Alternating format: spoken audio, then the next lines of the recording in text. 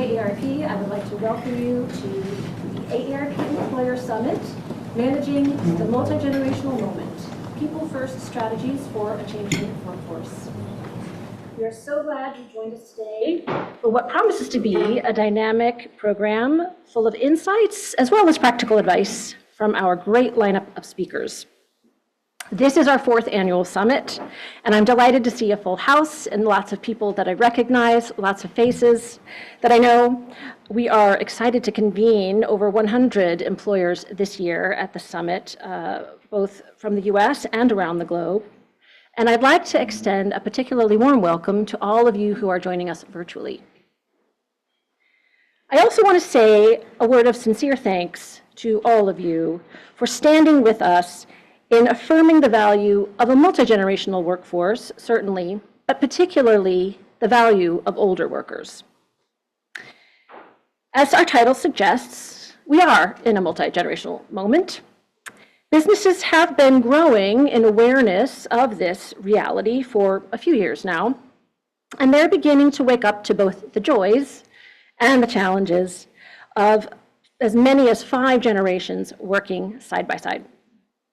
This awareness is thanks in part to you and to the work we do together to bring attention to this topic. So again, I want to say to all of you sincerely, thank you, and thank you to everyone as well joining virtually. Not only are we in a multi-generational moment, we are in a VUCA moment. Things are definitely volatile, complex, ambiguous, and uncertain. To take the most salient example, the pace and the nature of technological change is fast. Yes, but it's always been fast. What's different now is that the way technology is evolving has implications that often seem to exceed our ability to see into the future. It can be difficult to grasp where all of this change will take us and where humans fit in. There are other sources of uncertainty as well, all of which make business as usual a lot more challenging. How do we compete? How do we remain adaptable? What bets should we take? What should we change? What should we preserve? Now, none of you will be surprised to hear me say that in times like these, we need everybody around the table. Those with new ideas, as well as those with the deep expertise, steady leadership, and contextual knowledge that can only be developed over time. I remember years ago attending a SHRM conference and listening to one of the speakers say, and I'll never forget this, quote, "You cannot accelerate the development of soft skills." And I think that's as true today as it was then. But we also need to apply a beginner's mind to our challenges. We need to ask why regularly, no matter how frustrating that might be to hear. In short, we need that balance. We need that mix of ages and perspectives in order to tackle these challenges. We need the passing of knowledge and ideas between generations and to adopt the mindset that everyone has something to teach and everyone has something to learn. To be clear, having as many as 5 generations in the workforce is not all smooth sailing. I've heard from you and plenty of other organizations over the years about that. There are differences, and those differences can lead to misunderstandings, and sometimes even conflict. But when managed well, that conflict can be transformed into a healthy tension between perspectives that generates creative, innovative solutions. Returning to our theme, a lot of this work of balancing and managing that healthy tension falls to people managers. People managers are critical at all times, but they are especially important in times of change and upheaval. They are the primary link between leadership and employees, the link between strategy and how it gets translated into action. Their role directly influences employee well-being, engagement, and retention. So it's really important to equip them with the skills and support to do this work. We'll be focusing on this topic a little later on the agenda, but I just want to say here that this is an area where older workers have a lot to offer. As I mentioned, we have an exciting lineup of speakers and topics, and I'm especially looking forward to welcoming Taylor Stockton, Chief Innovation Officer at the U.S. Department of Labor, for a fireside chat in a few minutes. But before we hear from Taylor, we have the great good fortune to hear from another distinguished guest. I am honored to introduce AARP's new Chief Executive Officer, Dr. Maisha Minter-Jordan. Dr. Jordan is an accomplished physician, a passionate advocate, and an innovative leader who has combined a passion for social impact with the business acumen to make strategic decisions and successfully lead organizations through periods of change and growth. She has brought that extraordinary talent to AARP, and we are delighted that she is joining us today. Dr. Jordan.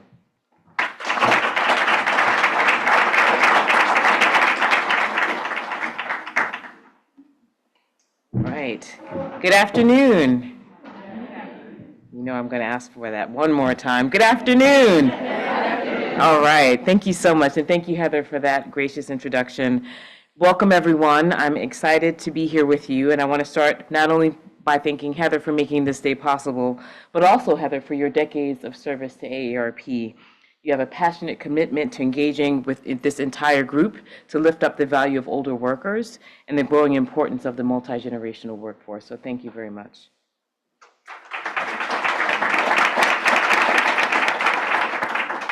And thank you also to Carly Roskowski, who leads our work and jobs team for your inspirational leadership and your help organizing this important summit. So thank you very much, Carly. I'm also especially honored as well that Taylor Stockton is here with us, the Chief Innovation Officer for the U.S. Department of Labor. Thank you for being here, and I look forward to your remarks. Where is Taylor? Oh, there you are. Wonderful. Look forward to your remarks. While this is my first meeting with you, today marks the fourth time that AARP has brought together leaders from global companies working to explore innovative ways in which to nurture a multi-generational workforce. Working together, we're developing and sharing policies, practices, and the business rationale that drive business success, which leads to my first order of business, which is to say thank you. Thank you to each and every one of you that represent the more than 3,000 large and small businesses who have signed the AARP Employee Pledge over the last 13 years. This has been an extraordinarily successful program. By signing the pledge, each of your companies has affirmed your commitment to building a multi-generational workforce and ensuring equal opportunity for all workers, regardless of age. You are now all officially part of the AARP family, with access to a host of AARP resources and to one another. Together, we are impacting the lives of more than 10 million employees, while adding value to your companies and strengthening our economy. I'd also like to thank members of our Living, Learning, and Earning Longer collaborative who are here with us today. If you are here and you're part of that collaborative, could you please raise your hand? We have some folks in the room. Fantastic. Thank you. This group, which now consists of over 100 global companies, is sharing research and best practices as they advance conversations around aging and work within their own spheres. I'm excited to be with you not only here in this room, but also online. We meet as America is beginning to confront the impact of our rapidly rising aging population. Today, we know that there are over 60 million Americans who are over the age of 65, and by 2040, this number will increase to 80 million.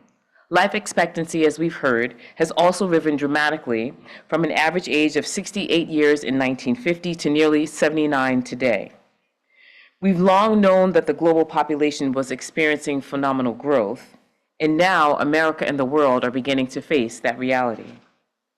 Your presence here today affirms our shared commitment to making sure that corporate and small business leaders across the country are at the table for this important work of unleashing the power and the potential of America's 50+. One of the things that drew me to AARP is the fact that we are not a singular standalone organization. We are an ever-expanding community of millions of members, volunteers, partners, and employers who understand that the future of our nation depends on uplifting, empowering, and engaging more older Americans in every aspect of society, especially the workplace. Your commitment to building organizations that both welcome and value workers across the entire age spectrum is making a real difference. You're dispelling the outdated myths that older populations are costly, or less productive, and prone to economic stagnation or decline. The truth is, their labor, our labor, buying power, tax contributions, and service as volunteers and caregivers are essential to America's social well-being and economic growth. A Fortune magazine headline last year said it all, and I quote, "The U.S. workforce has more employees over the age of 65 than ever before, and it could mean great things for the bottom line."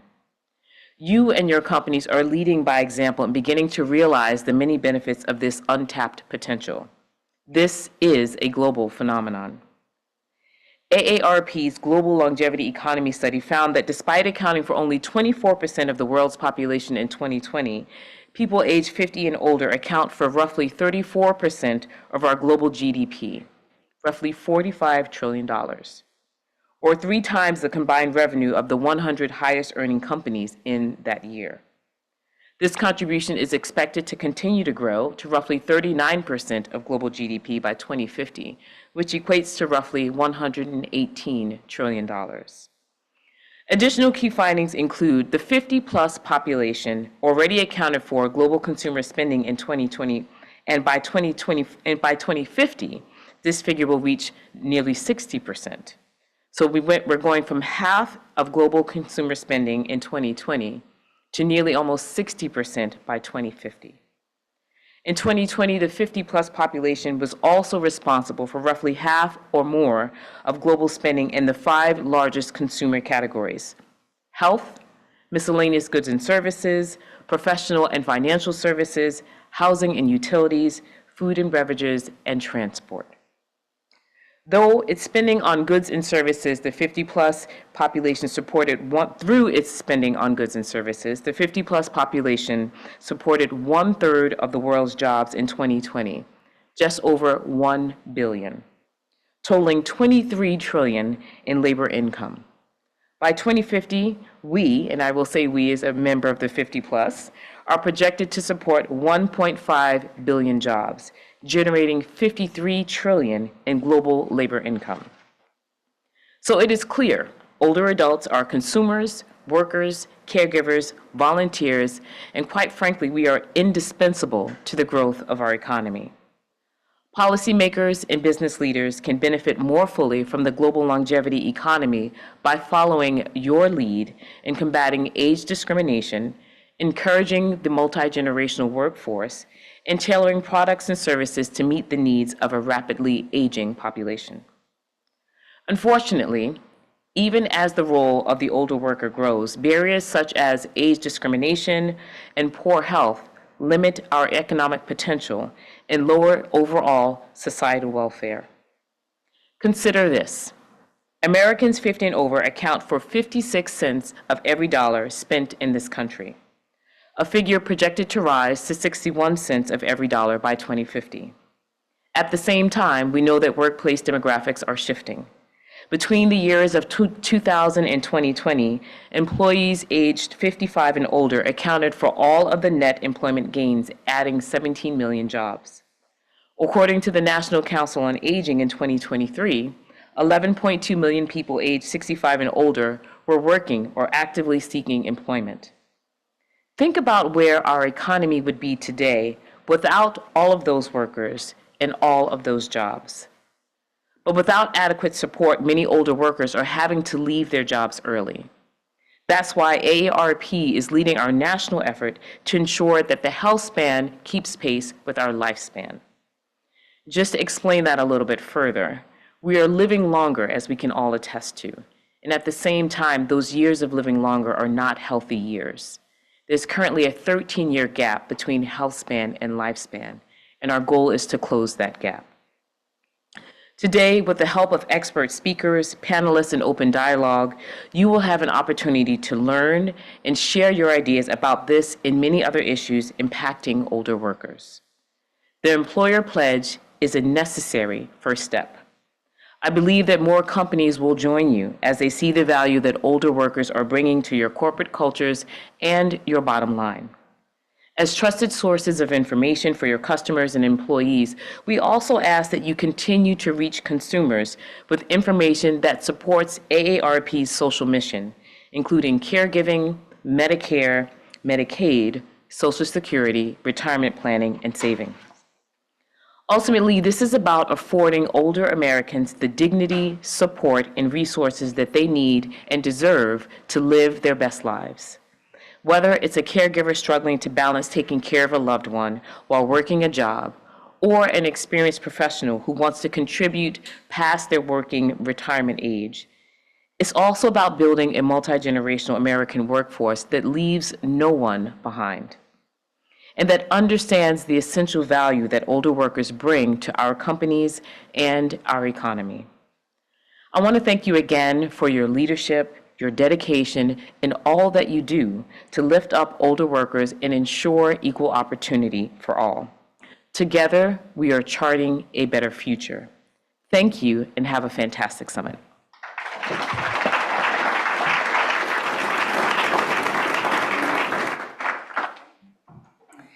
Thank you, Dr. Jordan. It is now my pleasure to introduce our keynote speaker. Taylor Stockton is the Chief Innovation Officer of the U.S. Department of Labor. In his role, Stockton leads the DOL's exploration of how AI and emerging technologies impact the labor market and the overall experience of the American worker, as well as what new innovations can support workers in achieving the American dream. Stockton was formerly the co-founder of Future of Work venture capital firm Pathway Ventures, and the chief operating officer of an AI-powered workforce development company, and he received his MBA from Harvard Business School. He is joined by our Vice President of Financial Programming, Carly Ruskowski.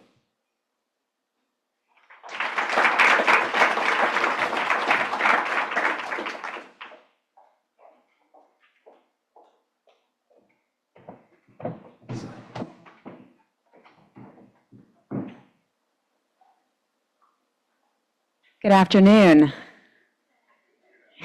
Hopefully mine works as well, yes. Yes. Well, first of all, thank you, Taylor, so much for joining us today. I'm excited for this conversation. I'm excited to hear your perspectives on AI and the workforce. To get us started, from your vantage point at the Department of Labor, what are the administration's top workforce development priorities right now, particularly as AI and new technologies reshape the economy?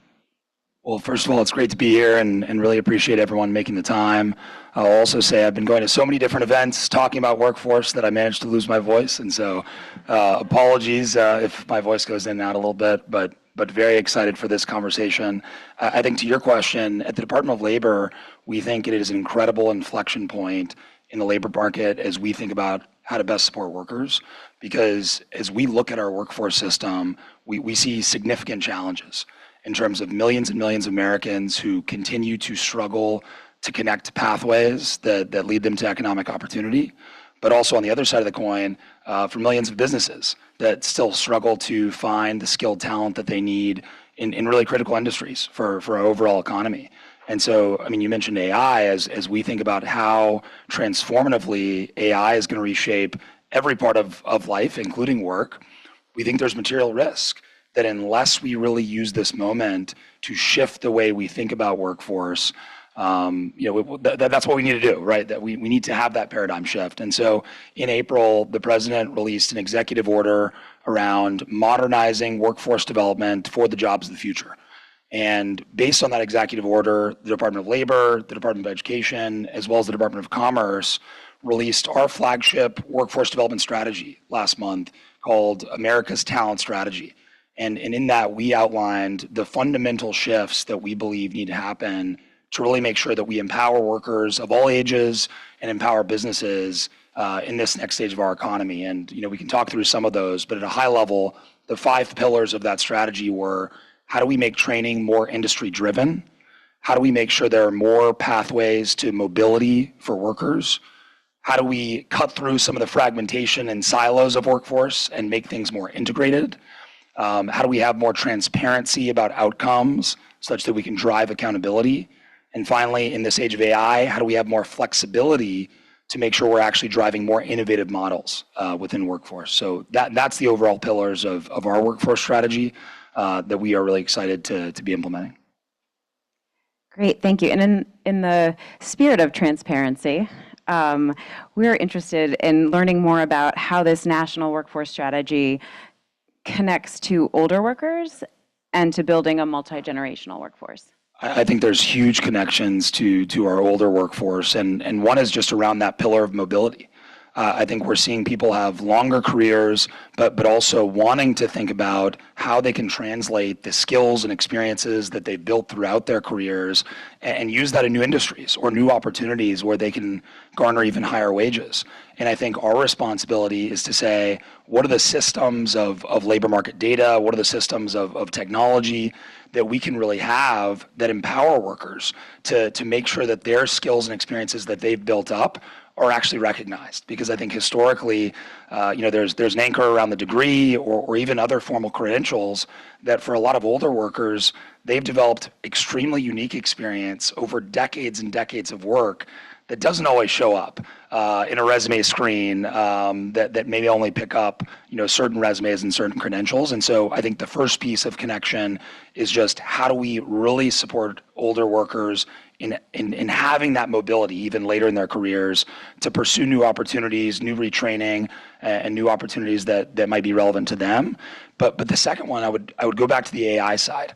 I think if we look back at the other waves of technology, waves of change that we've seen, I think part of the learnings that the research shows is that there are tremendous benefits to having a multi-generational workforce because of the different perspectives and different levels of experience that different generations bring, right? And so quite frankly, talking about AI, there may be parts of AI that some older workers are less familiar with, that maybe in some cases younger workers bring a unique perspective on. But there are absolutely at the same time decades of experience and to the opening remarks, soft skills that older workers bring that will also be essential in actually adopting this technology in a way that will both benefit businesses but also benefit workers. And so we think there's tremendous opportunity in this wave of change for different parts of the workforce to contribute their own perspectives. Good to hear. And I think most of us know we can't go a day without hearing about AI and its impact on workers and the workforce. It's changing the way employers hire and manage talent. You talked about resume scans. What does that mean specifically for older workers, and how should they think about adapting to these changes? Well, I think the Department of Labor, we start with, I would say there's a lot of headlines these days that are coming out about AI, and a lot of them focus on the risk and the fears. And we need to be conscious of those. We don't want to deny that they exist, but at the same time, the conversations that I'm in, I like to start with the opportunity and the possibility that this can bring really for all workers in terms of the new jobs it's going to create, the new types of levels of productivity that can garner higher wages. We see a lot of opportunity in terms of new possibilities around entrepreneurship and small business ownership that the capabilities of AI can really create in ways that may not be possible before. And so that's our starting point is what are the new set of opportunities that are there. But in the same vein, we believe that those opportunities may only be accessible to workers if they have the core foundational skills and especially AI literacy skills to actually engage with those jobs and pursue those opportunities. And so a huge focus for us has been how do we make sure these AI literacy skills are as broadly accessible as possible to all American workers. And I think transparently, one of the pieces of feedback that we've gotten in some of our research is that there are certain segments of older workers who maybe are more fearful or who are less familiar with some of these newer technologies. And so we see a tremendous opportunity to say, let's double down with our older workforce and help demystify some of this technology, because what we've seen is that once they get started in actually seeing the value, there's tremendous opportunity, and it is easy to kind of go up that curve, but it's that initial, sometimes even mental piece of really demystifying it and allowing them to see the opportunity that's there. That's an incredible opportunity. And then the last thing I'll just say to this question is that while the AI literacy side may be a little bit more challenging sometimes in terms of there being more fearful among some of the older workforce, the other part of that AI implementation is where we see older workforces really leading the charge among the different generations in terms of seeing how do we combine the unique experiences that humans bring in the workforce with these new capabilities of AI to really achieve more than we could have before.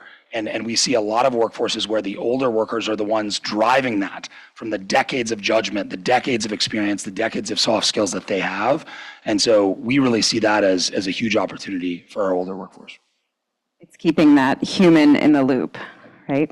And yes, older workers bring so much knowledge, experience, and context that can help shape sort of how we use AI.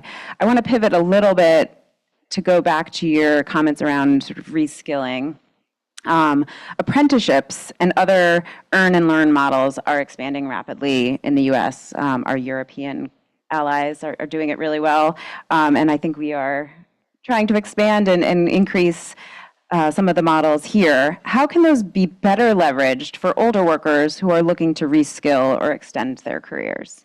Well, I was actually just at the Swiss Embassy this morning talking about apprenticeships, and so we're trying to glean some of those learnings from different countries in Europe that have seen more adoption in this model of apprenticeships. Because for us, for the Department of Labor, and for this administration more broadly, apprenticeships are really the cornerstone of our workforce development strategy. The president set the bold mandate for us to reach 1 million new apprenticeships, and so we are tirelessly working on that number in terms of all of the different levers that we have to pull to reach that. But the reason for that is because when you look at some of the success rates and placement rates and outcomes rates for apprenticeships, there's really tremendously unique advantages that model has for both, one, earning and learning at the same time, right? Of a lot of training programs, people have to leave the workforce, not necessarily earning an income. Most apprenticeships, especially registered apprenticeships, have not only wages, but a wage progression throughout their overall time within the apprenticeship program. And so the opportunity that we see is to say, how do we look at how this model has worked in certain industries, certain segments of the workforce before, and how might we expand that to new industries and new segments where maybe it hasn't been as popular in the past. And so I think one of the things for us is looking from where it has historically been from an age standpoint, which is often as an alternative to perhaps higher education that's pursued for young people right out of high school. We see it as a dramatically valuable way that mid-career and late-stage career workers can look to say, how might I look into a new career that I haven't been into before and use my existing skills, but really have that apprenticeship program be an on-ramp. And so including at the Swiss Embassy this morning, but many other conversations, we are really asking those questions and pushing employers on what would it look like to offer this type of model. And one of the benefits for employers is it expands your talent pool. Because right now, employers are coming to us and saying, we can't find certain sets of talent. And we say, well, where are you looking? Where are the existing pipelines that you have? And how might we support you in expanding those different sources of talent, which again, can include mid-stage and late-stage career workers going through these apprenticeship programs. That's great. I look forward to seeing you guys hit that 1 million. Going back to, you mentioned skills-based hiring. I think we hear a lot about it out in the field, and looking for those employers that are doing it well. But it's a big theme in the market. And how can employers apply this lens to better recognize and value the skills that older workers bring? I think it's a huge opportunity, but as you said, I've been in the workforce development space for a while, and these conversations have been happening for a while around skills-based hiring. And I think for some of us, we're wondering, well, when do we start seeing the value of a lot of this? I think the good news is I think we've seen recent enhancements to the way a lot of employers are promoting these skills-based hiring and skills-based practices within their organization in ways where we actually are seeing that jump, and actually partially because of AI. I think part of the challenges that we historically saw around skills-based hiring were there were so many different data sets that companies had, tech systems that companies had, skills ontologies that didn't talk to each other. And so I think part of what companies are doing now is using AI to actually bring some of those data sets together in ways that actually allow them to make better decisions. But the other thing that I would say, and especially in relation to older workers, is we are seeing a little bit of a movement in skills-based hiring from just saying, let's infer what skills someone might have based on a job title, for example, which may be directionally relevant, but is still limited in data, and actually saying, how do we get deeper than that to really allow for skills demonstration, to say, what is their proficiency level in a certain skill, not just based off a job title. Because I think especially for older workers, again, there's so many decades of experience and context and judgment that they have built that may not be possible to communicate just through a word on a resume or through a job title that AI picks up. And so I think we are really pushing companies on how do you make sure that individuals have that opportunity to demonstrate at a deeper level those skills that they've developed over the courses of their lives and courses of their careers. And so we think that's very good in general for employer hiring practices, for more agility and mobility, but particularly for these older workers, as they are really recognized for the skills and experiences that they have. Yeah, a lot of that transferable skills and skills pathing is one thing we hear a lot about. So we have a lot of incredible business leaders here in the room today. For all of them, what are the most important steps that businesses can take to strengthen retention, productivity, and opportunity for older workers in today's labor market? I'd maybe just touch on a few things that I've already hit on a little bit, but just to reemphasize, especially from an employer standpoint, one, I would really, really harp on AI literacy and AI literacy investments in your workforce for all workers. I think we see a lot of businesses that are investing in new AI systems, hoping that that will create productivity. But I think early anecdotes have already shown that if you invest in the systems, but not in your human capital in parallel, you're not going to see all of those benefits. And again, not just investing in the technical side of the business or in the leadership of the business, truly saying, how does AI reshape all parts of our business, all workers, and making sure that they have those fundamental AI literacy skills to really thrive in this new economy. So I think that would be one. The second, I would push again, given my goal, I have to come back to this, on the idea of apprenticeships. There needs to be new talent pipelines to really address some of the shortages that are out there. And so how do we think about these innovative talent models that can be more agile in evolving as skill changes so rapidly, and thinking about those models, not just for younger workers, but also for mid-stage and late-stage workers. And then third, I would just come back to the point that in this moment of change, you have to see the value of the multi-generational workforce. That there are going to be parts of AI that some younger workers might be more comfortable with, but there will absolutely be parts of this tech change that our older workers will have the most experience and the most perspective to really contribute to. And so we think now more than ever is where we can really lean in to see the value of a multi-generational workforce. Thank you so much. On behalf of AARP and all of us here, we're so appreciative to have your comments and your thoughtful insights today. So thank you again for joining us. Thank you. Appreciate it.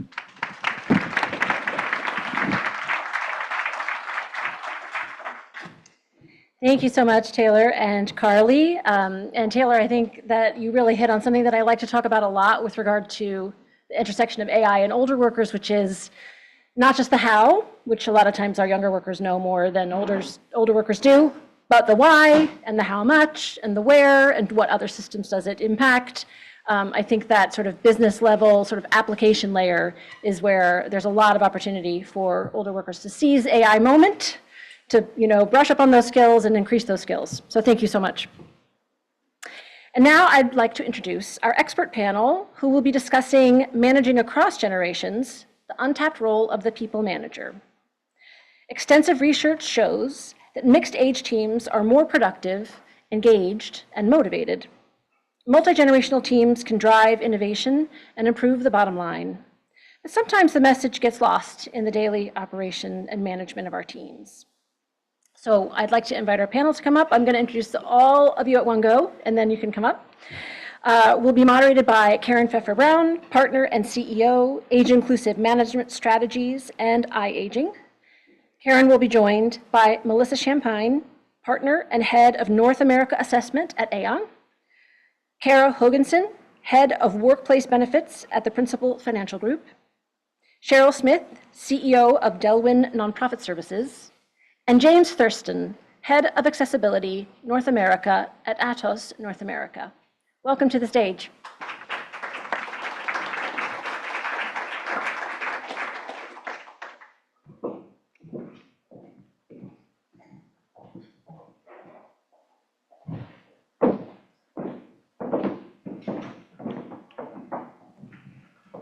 Well, good afternoon. Just delighted to be here today. Excited to work with this esteemed panel and kind of walk you through what we're here to explore, how people managers play a critical role in building multi-generational teams, truly an untapped source of strength for organizations. This panel today is going to bring forward a variety of different perspectives, personal stories. We're going to move into some specifics tied to specific roles, leadership support. What role can leadership play in supporting people managers and the practical realities managers face? I'm going to start first with a question for all four of you, okay? Think back to your first experience managing someone of a different generation than you. And it may not be your first one. It could be something that you've just experienced in the last 5-10 years. Were there generational tensions? If so, how did you navigate that? And Cheryl, we'll start with you.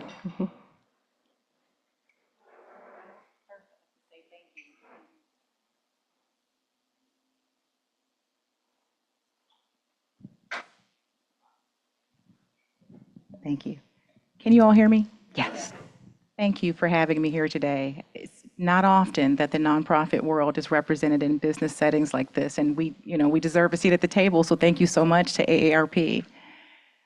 Let's see, I have been in leadership roles for most of my adult career, so it's hard for me to pinpoint an exact time, but what I can share with you is we have a microcosm of generations within the nonprofit arena. It's pretty common. And I recall early on that the biggest challenge that I noticed was my thinking. Not so much from another, an older person or a younger person in the workplace. It was me. There's this quote from Rumi. He's a 13th century poet who once said, "Yesterday I was clever, so I wanted to change the world. Today I'm wise, so I'm changing myself." So when I walked into a position where I had the opportunity to manage up and down depending on age, I realized that at our core, people just want to feel valued and respected. So I made the adjustment to value and respect each person that I was charged with managing. And I think that's what went a long way with me, helping to make sure that we had an environment that was a culture of safety and trust.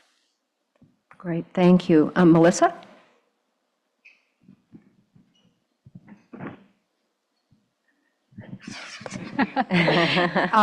It's actually great that Cheryl used a quote, because as I was preparing for today, I listened to a podcast that happened to be on this exact topic.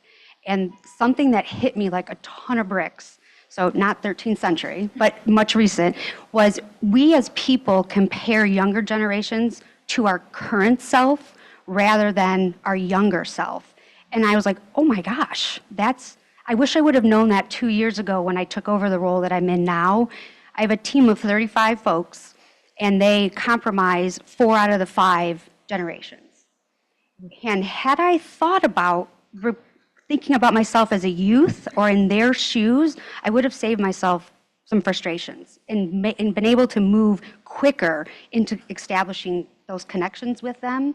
Because at the heart of it, I realized there are probably 3 broad concerns that doesn't matter what generation and how old you are, everyone has in the workforce. Their well-being, and that can be health, well-being, mental, financial, also doing engaging work, and they want to show their contribution and be recognized for it. But it's the nuance of how they approach that, and they see that concern depending on where they are in their stage of their career. And if I would have realized that sooner, I would have been able to make that connection and meet them at common ground sooner.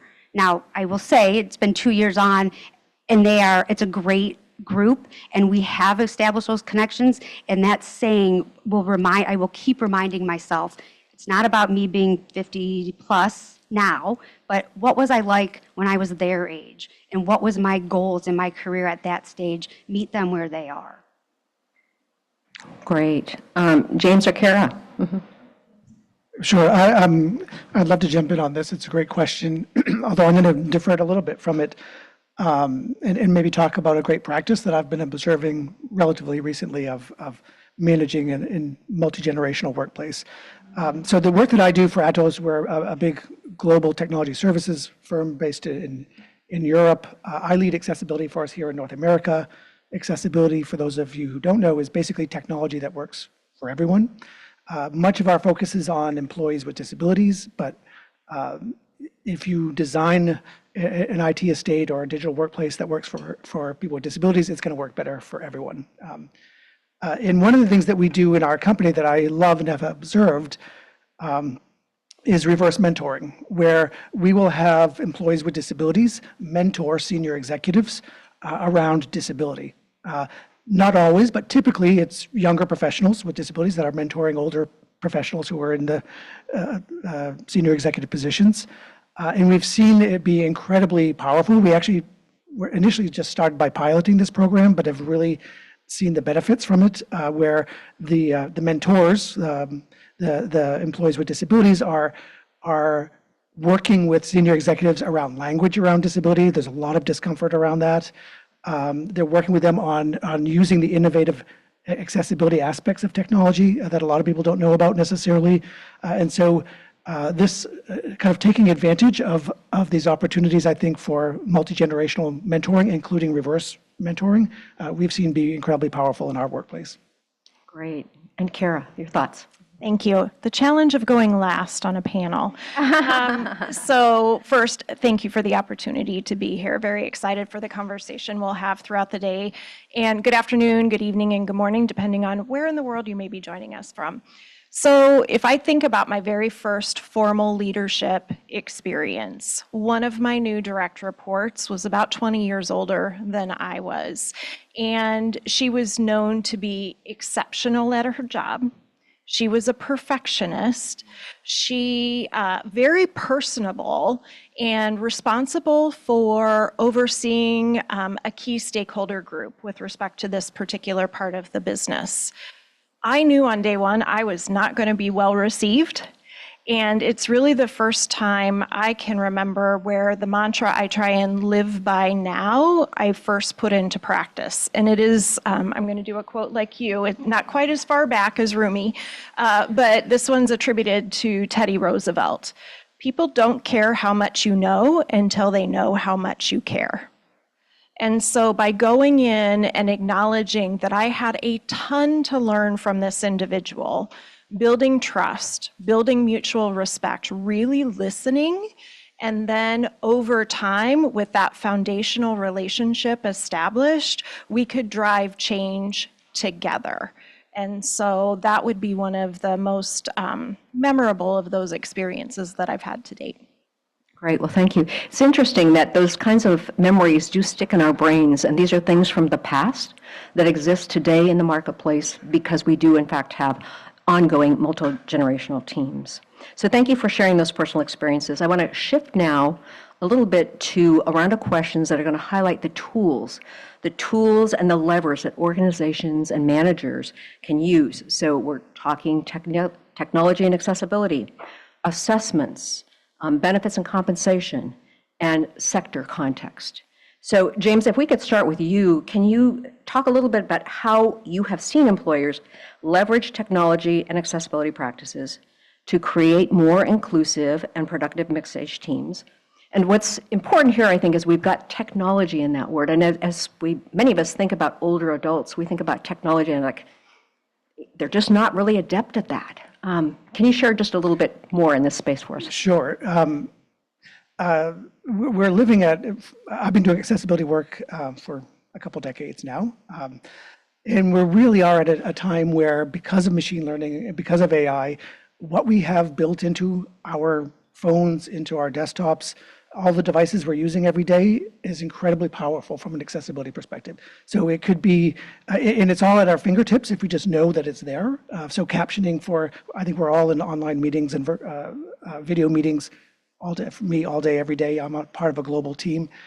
Captioning, it's not only for people with hearing loss, it's also beneficial if you're in a sort of an open office layout, if you're working remotely from a coffee shop, if you're traveling through an airport, or if you're not a native speaker of whatever language the meeting's being held in. I mentioned I'm part of this global team where I lead accessibility in North America. One of my colleagues who leads accessibility for the UK and Ireland is Scottish. And I put on he's speaking English, but I put on captioning because I cannot understand what he's saying. And he's brilliant, and I want to get every word that he's saying. But the captioning helps me sort of keep up with these great nuggets that he shares in every meeting. So the beauty of accessibility in a digital workplace in particular is that it really does support a multi-generational workforce. Another example, and there's lots of these examples that are just built into all of your applications. You may not know it, it's there. Another example that I point to a lot is I don't consider myself a person with a disability, but I use speech recognition all the time, largely because it's an interface that I find more comfortable for me, especially when I'm using my phone. I have fairly large hands and kind of chubby fingers, I guess, and I never hit the keyboard right, so speech recognition just works for me. And because of machine learning and AI, it's so much more accurate than it was even a couple years ago. It even, sometimes when I'm a little tired, my Maine accent comes out, and it still misses some of those words when I'm speaking Maine, but in general, it's amazing. And as I get older, by the end of the day, even though I have an ergonomic keyboard, ergonomic mouse, I have arthritis in my hands, by the end of the day, I don't want to type anymore. I just want to use speech recognition even at my desktop. And all of that is built into our workplaces. The challenge, I think, is with managers, is understanding, is it being used? How is it being used? We have a great service that we do with a lot of our clients around looking across the entire IT estate, thousands of devices, not people, but devices, and which of these accessibility features are being used, which aren't being used. Should we be offering more training and awareness on some of those, just to make sure that we get maximum impact from our investments? Great, thank you, James. Really, once managers are using these tools, how do we know they're equipped to lead effectively? So Melissa, I'm going to turn to you. You're head of North American assessment for Aon. You're responsible for overseeing the entirety of the organization's assessment practices. So I'm thinking behavioral assessments, skills, leadership, kind of that broad spectrum. What leading metrics or key competencies are organizations using to assess people managers, their strengths and growth? That's a great question. So we actually help our clients. So yes, we do it internally within Aon, but we also help public and private sectors hire, develop all the way through. And when this question came up, 3 competencies came to mind immediately that we're seeing a lot pop up lately. Now, that's not to discredit the strategic thinking and drive and communication, but the 3 that we're seeing a lot when we talk about people management and development and focus is learning agility, empathy, and resilience. And after listening to Heather's opening remarks and Taylor's comment, if you think about the world we're in, the VUCA world, as Heather mentioned, it's crazy. The pace of change is insane right now.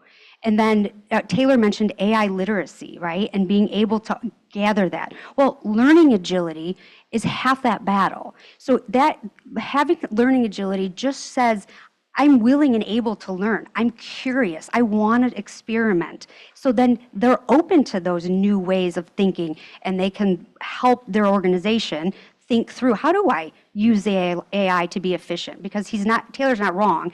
Lots of folks have spent tons of money implementing AI, and they're like, it's not working. Well, it's because you threw it out there and said, here, use it, and people are like, what? What do I do with it? Empathy.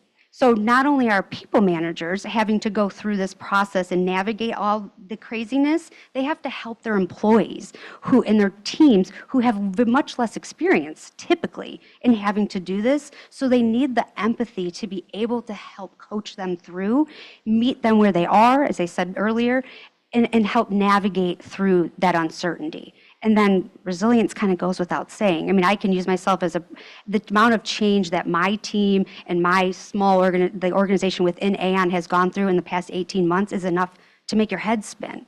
And if you're not able to kind of see that light at the end of the tunnel and keep the positive attitude and be willing to think about, okay, how do I approach this? What's next? Then you will get kind of pulled down, and in turn your team will get pulled down, and you won't be able to move forward. So it's those three things: learning agility, empathy, and resilience. Thank you. And actually, two of those should be really strong suits for the older adult population. Absolutely. I mean, that's the biggest thing is, I mean, people sometimes like the technology scares people. They talk, I think Taylor mentioned like, oh, it's the tech. But the reality is, I mean, I don't consider myself incredibly tech savvy, and my kids would think I'm not at all. But I'm always willing to try. I do keep all the closed captions on every streaming service, though, so that's the thing. But I am willing to be curious, and I always have been. So, and sometimes it's a safe space, right? Like I'll do it outside on my own time and go, oh, okay, I figured this out. But I'm also never been afraid to ask questions, and you'll hear a little bit later on. That's where you can get that collaboration with the multi-generational that leads to the real success.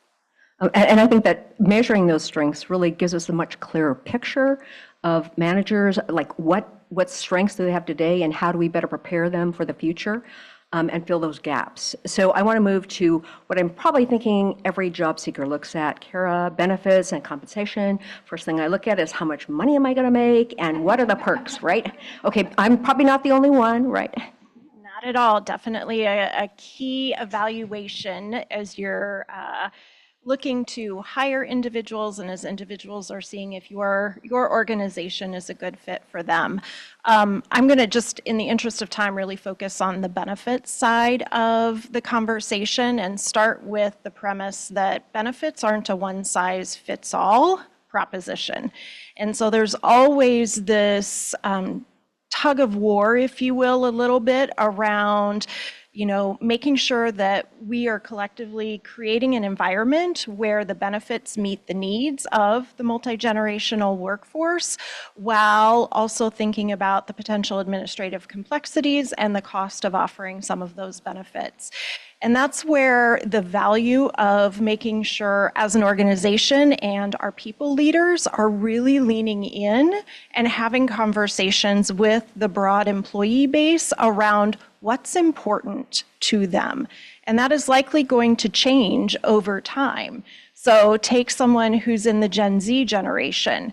They likely, and again, these are broad generalizations, but you know, given their stage of life, a lower cost medical option and student loan repayment services are probably top of mind for them. Versus someone who's in my generation, Gen X, you are likely more interested in retirement savings, a higher value medical option, just given the stage of life that you're in. So now that we've got these 5 generations, how do we meet these varied needs? And it is a constant challenge. You know, I think we can start with foundationally having medical, dental, and retirement savings is a pretty good starting point. And then on top of that, adding in additional options, often that are purely employee paid, around accident insurance, critical illness, and additional coverage for hospitalizations tend to be where people often have a strong interest. So while the varied benefits or the need for varied benefits exists, that's kind of, I think of as the what we're offering as employers, there is both differentiation and similarity in the how. And when I say that, what I want to focus on for the moment is the commonality across the generations in needing early access to benefit information, continual access to benefit information. I think so often, again, broadly speaking, benefits are a one-time-a-year thing where we gear up towards open enrollment, we put a bunch of information in front of the employee base, and then we expect them to make these decisions that are going to impact them for at least the next year. And oftentimes, the individuals don't set aside the appropriate time to really dig into that information or ask the questions that will help them gain understanding. I think collectively, if we can all do a better job of taking a cadenced, regular approach to those so that open enrollment time is a less overwhelming and is just easier in terms of time commitment, and you already have that base level of understanding, we're going to position the entire workforce, irrespective of generation, to make prudent decisions for themselves, and those prudent decisions free up mind space for them to do the work that we're asking them to do. Great. Well, we've actually heard from Melissa, James, and Kara, really kind of the for-profit side of the equation. Cheryl, we want to think just a little bit more about the nonprofit space and talk with us a little bit about the generational landscape in that space. And are there differences? What are the benefits and challenges, or what are the commonalities and the similarities? Sure. I think, gosh, I can repeat some of everything that everybody on our stage here said, but I want to set the stage for everybody in our audience about the nonprofit community. Because I think that when you come from the for-profit side, we have assumptions about the nonprofit side, thinking that there's, that level of similarity when it really isn't. We only have about 2 million nonprofit organizations that's registered with our IRS in our country. So there's about 2 million. Of the 2 million, only about 300,000 are employers. Okay, and if we take out the universities and we remove the hospitals, our largest employers, now we're looking at a landscape where the few employers that are remaining are literally only employing under 10 people, under 10. The average nonprofit doesn't earn enough, generate enough revenue to hire anyone, all right? So our landscape is, when we talk about hiring, and I hear benefits and things like that, that's a luxury that many nonprofits just do not have. All right. And so what I want to share, the perspective of the nonprofit here is, yes, we need to make sure that they have technology. Yes, we would love for them to have benefits. Yes, we want them to learn new skills, but they're really operating at a primal, stage.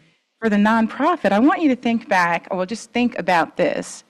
Our brains are wired for two fundamental things. All right, I'm going to correlate this back to nonprofits, I promise. All right, this won't go back to the 18th century. Well, it might.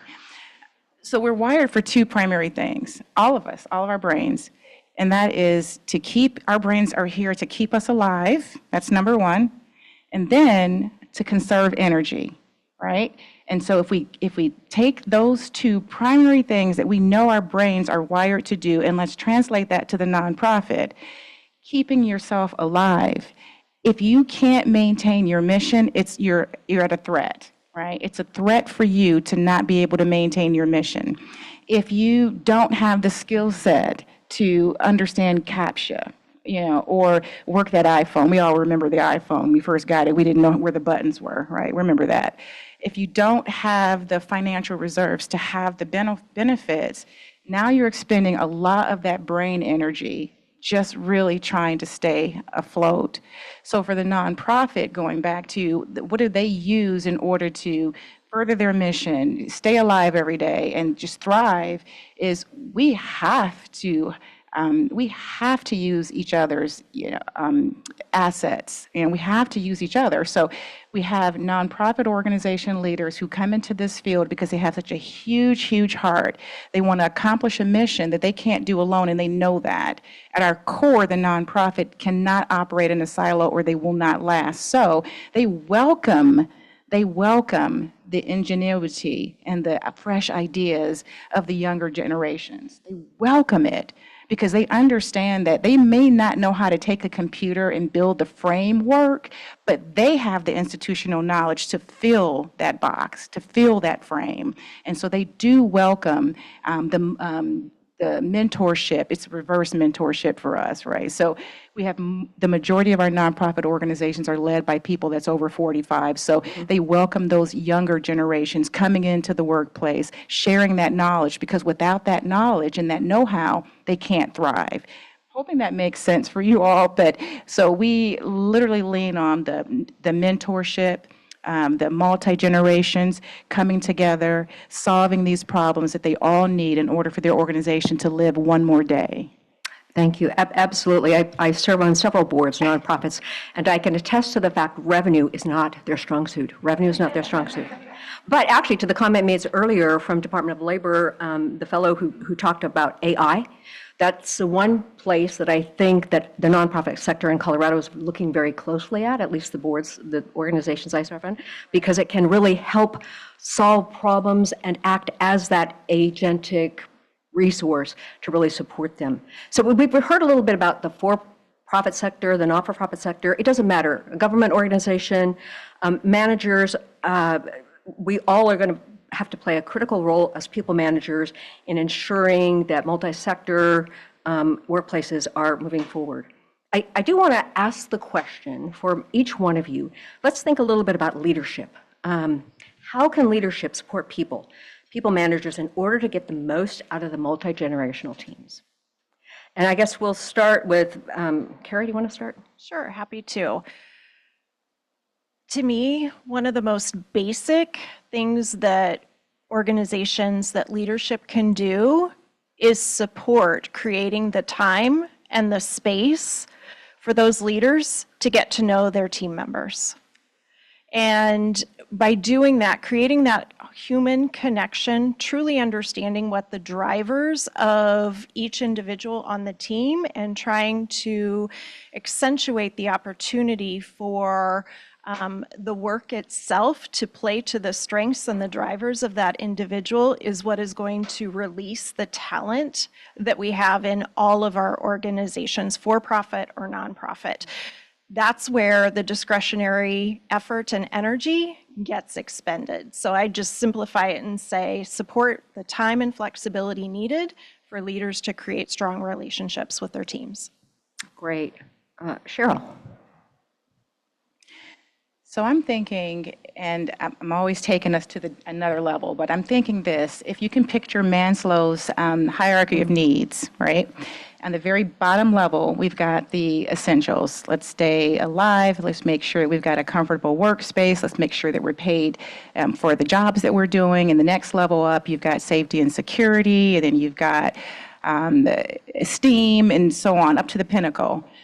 We, in the nonprofit arena, we cannot expect our employees to be at their pinnacle level if we haven't taken care of the foundational level, right? So we've got to make sure that they've got a good workspace.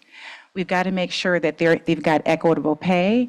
We have to make sure that we're investing in their esteem when they're doing something right. Even if they're doing something wrong, making it okay to take challenges and, and have risk out there, making that okay so that they are in a position to problem solve, to really be valuable to your organization. So I think that going back to the psychology of the employee themselves, managers would do well to ensure that employees have a safe workspace where they have the resources that they need, that they feel that the jobs that they're doing is meaningful, and that they just really invest in their psychology of being sure that they feel good and comfortable with the work that they do. Great.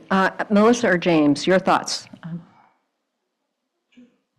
The obvious response when I first thought about it was like training. And we should train all generations, it doesn't matter. But that's not the answer. And it kind of connects both to what Cheryl and Kara have already said. If you are a parent, you're going to be like, why would you do this? But I like to ask our early career folks to ask me why. Why this? Why that? Why that? So you remember when your kids were younger, like, why do you want this? Why? And you just kept saying, because I said so. Well, now I use it as a tool because I've been doing this for 30 plus years. And when they ask me why, it forces me to have to explain why.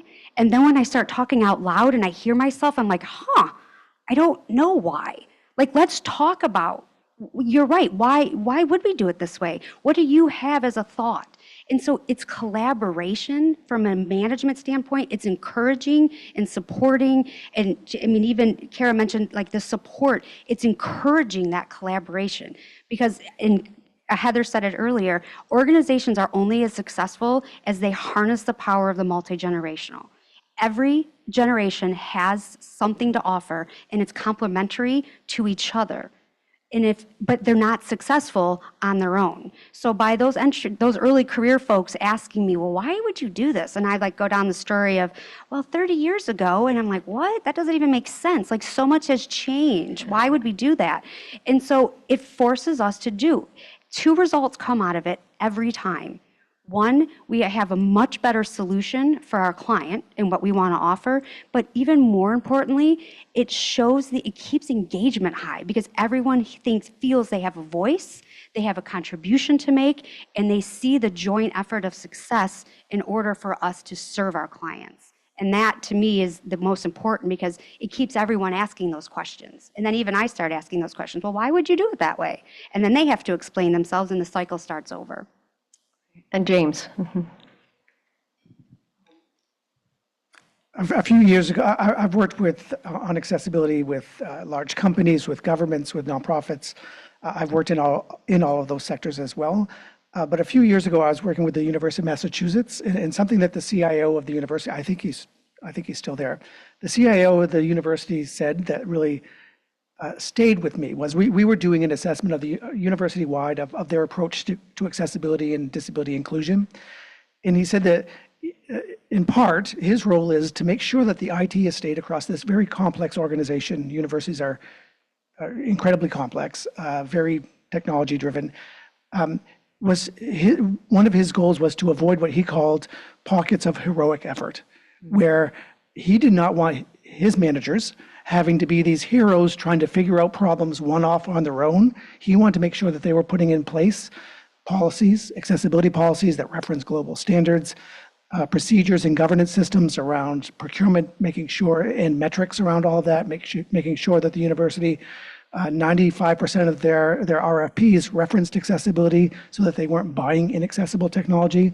He wanted to put in place all of these systems, including culture as well, a culture of in this case, disability inclusion, to make sure that managers could focus on managing and being working with their teams, and that they were solving these other institution-wide, enterprise-wide problems. And that, I think, in terms of leadership, that's always stuck with me. I use it all the time, pockets of heroic effort.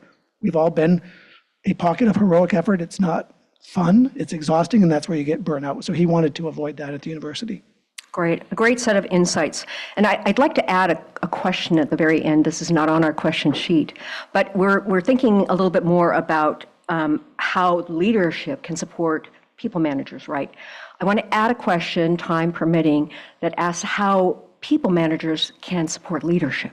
How can we educate and guide them? Because I know in working with the city of Denver, we actually found that human resources, people managers were in tune. They were trying to figure out how do we educate the C-suite and our counties and our boards to look more closely at that. So we're going to take a little turn here and look more at the day-to-day realities managers face, like benefit utilization, return of investment on training, adapting to tech change, and knowledge transfer. So Kara, which benefits have the highest utilization rates among your workforce and clients, and are there trends across generations? Is there a difference? Absolutely. So back to kind of the foundational benefits that I mentioned previously, over 70% of workforces access and leverage the medical, the dental, and the retirement savings programs that employers offer. But beyond that, then you tend to see more usage of products or solutions like critical illness and hospital coverage for Gen X and the older generations. But yet, in contrast to that, you see 30% of Gen Z, they're not even going to enroll in the benefits because they don't understand them. So again, there's this consideration, and I really do think it stems in both the what and the how. Listening and understanding what benefits are going to be meaningful and meet the needs of the workforce that you have, and then how you go about communicating it. So I'm going to emphasize here the communication aspect of that. If you think about social media, and I have my notes here just to make sure that I don't misstate this, over 50% of Gen Z will rely on social media for their benefit information. Over 50%. Gen X and the boomers, they won't even touch social media for that type of information. So as an employer, knowing that, our HR departments in general are shrinking, how do we make sure we're reaching our employees in a way, knowing that not every employee is going to have the same preference for how they receive that information? The one commonality I would say that is really consistent across the generations is people take comfort in knowing what others like them are doing. So to the extent you can personalize things, you can provide examples of individuals in the different life stages so that individuals in your workforce can actually see themselves in one of their personas. That can be a key tool to help them understand the valuable benefits that you are making available because you're paying for them, or you're making them accessible through the workplace if they're employee paid. So again, it's a bit of a tug of war, both in the what and the how, but it's one that can be solved with thoughtful engagement amongst the leaders and the employees themselves. And Kara, you've repeated that now, what and how. So in the benefit and comp space, they really have to understand what the what is, and you have to continually provide the how and how to engage, connect with those resources. Cheryl, we're going to talk a little bit about organizations investing in managers and the kind of return we might see. So what kinds of positive outcomes have you seen when organizations invest in manager training? And when is the right time to start that investment? And having run several nonprofits, when I looked at the question, I said, we never actually did any sort of financial calculation of ROI. We didn't have the resources. However, we certainly could recognize benefits. So talk to us a little bit more about that. Absolutely, we can. And first, I meant to say to Taylor, thank you, Taylor, for driving home the apprenticeship program. Our organization is an apprenticeship program to help nonprofits really get the information they need into their brains, into their organizations, and then out into their communities. And so I think that's really invaluable. And I heard you, Jeff, talk about the hero, being the hero. So when I think about that question, I think it's really important when we think about the benefit of ROI is just to remember for the nonprofit community, you've got an executive director. So I'm speaking directly to the executive directors because we don't have the luxury of having the people manager. And so when you can have an executive director that can feed back knowledge to their board, go and take trainings that will help you sustain your organization, it's just innumerable. You have now developed yourself to be able to run a board meeting, onboard volunteers, ensure that you've got funding and sustainability, complete applications. All of those things at the end of the day for the nonprofit equals one thing: sustainability. And so our ROI really boils down to being able to survive the next day and sustain yourself. And when you have training from any level, particularly from an executive director that's able to then take that information upward back to a board so that the board understands their role and responsibility, and then back down to the staff because they're confident now, they've gained and gleaned information. So that means they're going to lead with authority and confidence. And that's going to trickle down throughout their entire organization so everybody feels comfortable. Everybody wants to come in and do their job. So while we can't talk about, okay, well, it's this number or that number specifically, I can tell you, when we have organizations live to the next day because of training, that matters. That means our communities get what they need every day to survive as well. Great. We're going to shift to James. And James, I know your expertise, technology and accessibility. What kind of support or concerns do people managers bring to their leaders around technology and accessibility? I mean, is there expression of burnout, pace of change, adapting? And it'd be interesting to really compare and contrast in today with AI versus pre-AI, if there's any difference. So. Yeah, so I think I mentioned these pockets of heroic effort where we've seen managers be pockets, a singular pocket in a department, in a country, as part of a global organization. There is burnout involved in that. We see it all the time. The way that you avoid that is with some of these systems that I talked about, and I'll mention some others as well. I think maybe more than burnout is what I see on a day-to-day basis is just I think that fear is too strong, but some unease, some not being sure of the pace of change from a technology perspective and from an accessibility and disability inclusion perspective in particular. I think with a lot of people managers, there's also some lack of awareness and maybe discomfort around disability. They don't want to make a mistake. They don't want to say the wrong word. And so that's a part of I think, making sure that people managers feel comfortable in their role with very diverse teams and multi-generational teams. I'll go back to what I think is kind of the key in sort of giving people managers the comfort level and the safety net. I'm sure there's better words for doing their job, and that does come, I think, from the enterprise. That is things like policies and these governance systems that I was mentioning before. A couple just quick examples that I'll point to. One is actually internally at my company. One of the things that I've been working on is really streamlining and improving our own workplace accommodations process for our employees with disabilities. It was a little clunky. It needed some improvement. And as part of that, what we did, which is what I think is best practice, is we sort of took the people manager out of the equation a little bit. As we designed an assistive technology catalog. These are the approved AT devices that are available to all of our employees. You can, many of them, just search on the corporate IT website and get it on your device. It doesn't involve lots of back and forth with managers. We've taken them out of that. The budgeting for our AT assistive technologies is now centrally run out of our global accessibility team. So managers don't have to worry about, how much, should I approve this assistive technology for this employee or not, or do I have the budget? That's not part of the equation anymore. So really freeing them up to manage their team and not worry about some of these issues, I think is incredibly powerful. We've helped a lot of companies do that, clients, but we try to walk the talk, and we're doing it for ourselves now. On this issue of assistive technologies and accommodations, as I was doing this project for our own company in North America, one of the things that I saw, and I sort of knew this intellectually, but then I saw it in more closely.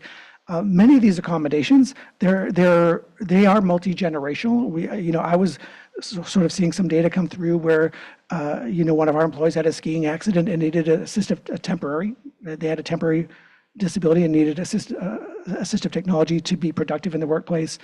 So if you're making these systems really functional, it does two things, I think, well. One, it frees up the manager to do the rest of their job and not worry about, do I need to troubleshoot the new deployment of Windows 11, and is it going to work for my employees who use assistive technology? And it really does make it supportive of a multi-generational workplace. Great.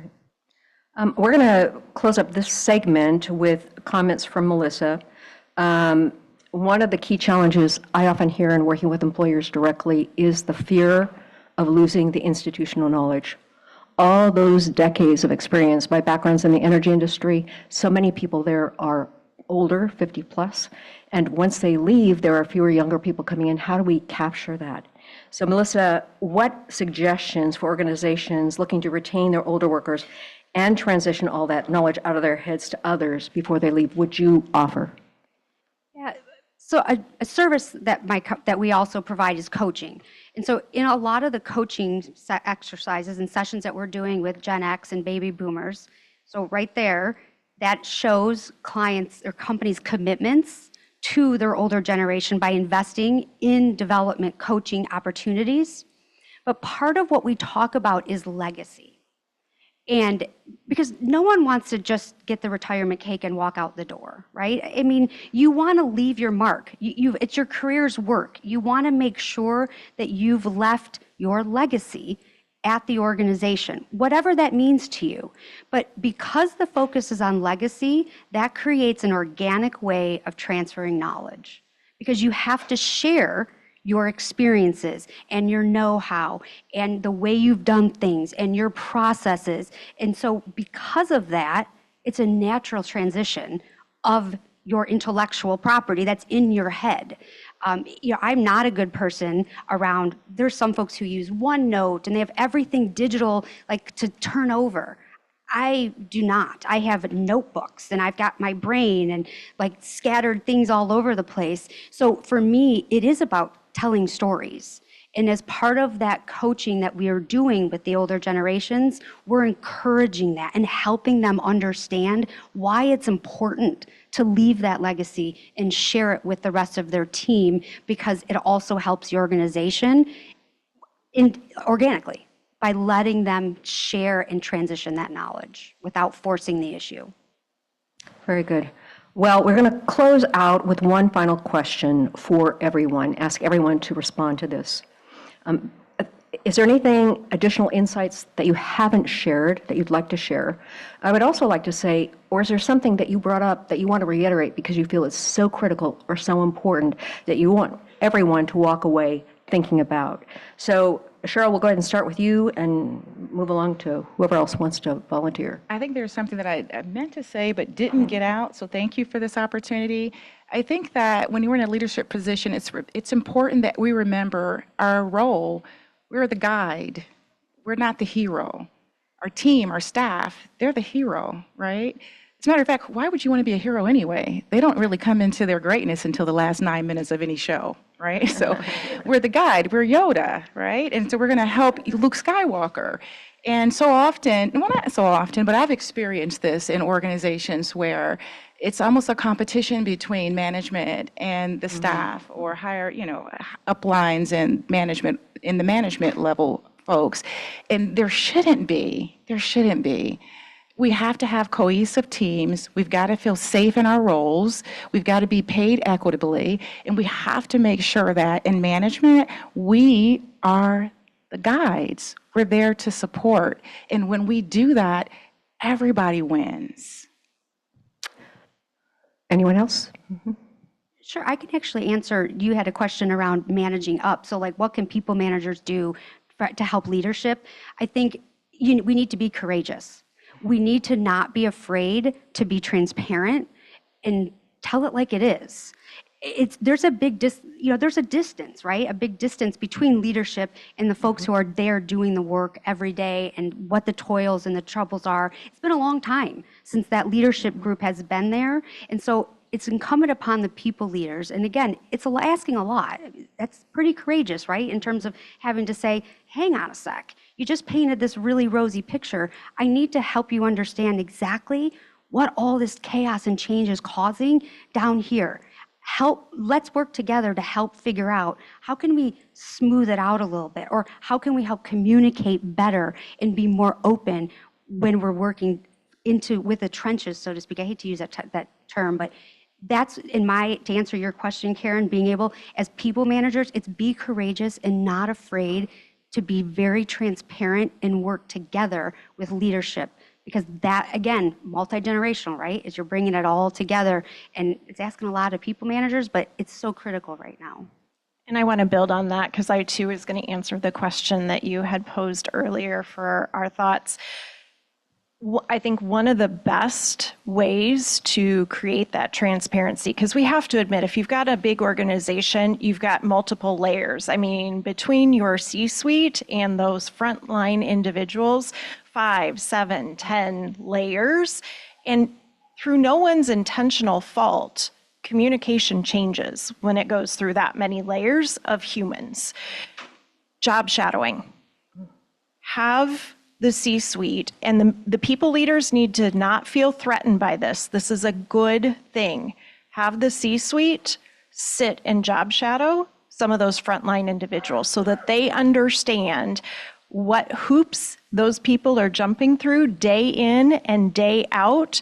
And they will walk away, those leaders will walk away with additional context for the impact that the big decisions they're making is having on the not only frontline individuals, but likely all levels in between. Very good. And James, yes, please. So just really quickly, one of the things I usually do in these kinds of events is try to leave a couple go-dos, things that maybe you can do immediately that will have an impact in terms of accessibility and digital inclusion in your workplace. So at the enterprise level, the low-hanging fruit of accessibility, particularly at the enterprise level, is procurement. Go to your chief procurement officer, your head of procurement, and ask, are we putting, what percent of contracts or RFPs are we putting accessibility requirements in there that may be required on us by law? It's a stunningly low number, probably. So ask that question if you're sort of working at the enterprise level, hone in on procurement. That solves a lot of problems if you just buy accessible upfront. And then sort of at the people manager level, a go-do that I typically would offer up is just start demonstrating accessibility and inclusive behavior in your own day-to-day work.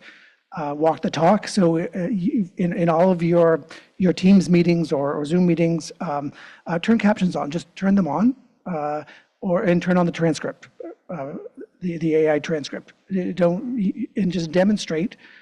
Don't sort of force someone to ask, about getting the transcript or that sort of thing. Just make it available, and people will appreciate that. Easy to do. Great.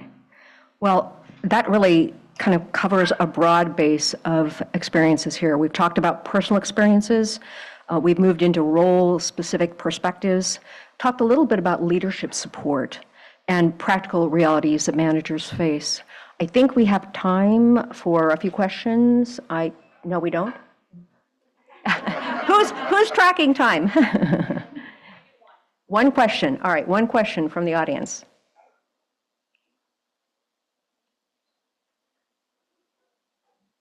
Oh, please. One of the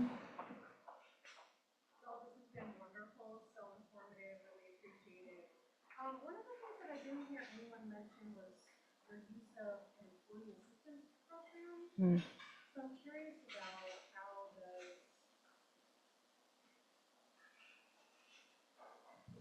how does the employee assistance program support your overall benefits for your folks, and are your people using it? I'm asking because we're really trying to encourage our managers specifically to lean on the amazing support that you can get through the guidance that the program can offer. So I was just curious if that's something that you're supplementing your benefits with as well. Comments? So I can maybe start on that. So in terms of, I can speak most knowledgeably about what Principal offers in coordination with our short-term and long-term disability offerings out in the marketplace.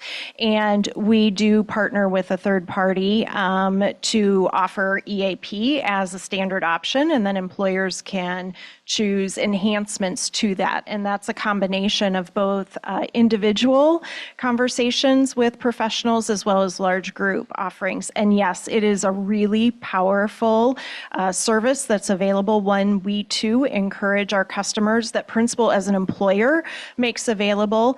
I think as a people leader, knowing that it's there and demonstrating that it's okay to access those resources is really important. This is an area where personally I believe it's critical that we walk the talk. So it's not just something that we make available, but we actually show how we use it. So if there's been a death of a fellow coworker, making sure that those EAP resources are there the next day. If there's been some sort of tragedy at the workplace, making sure those resources are there right away. And periodically, we can take a proactive approach because there's financial counseling available, there's wellness coaching available, tapping into those resources through the EAP for even those situations where we're just thinking about how we can enhance the well-being of our employee base. Great call out. Other comments about EAP? Okay, I want to offer one comment. Having been a caregiver for more than 10 years, I would ask employers, please think more robustly about how you might be able to support those older adults, or actually across the lifespan, who are really trying to maneuver work, caring potentially for kids of their own, and older adults. I think that is a space where massive progress could be made and would make a huge difference for every employer. And workplace flexibility is a key to that. And we're now more equipped than ever with technology to allow for workplace flexibility. And what we hear regularly is that that is essential for the sandwich generation. I think I'm getting a sign we're done. She's saying we're done. Thank you so much.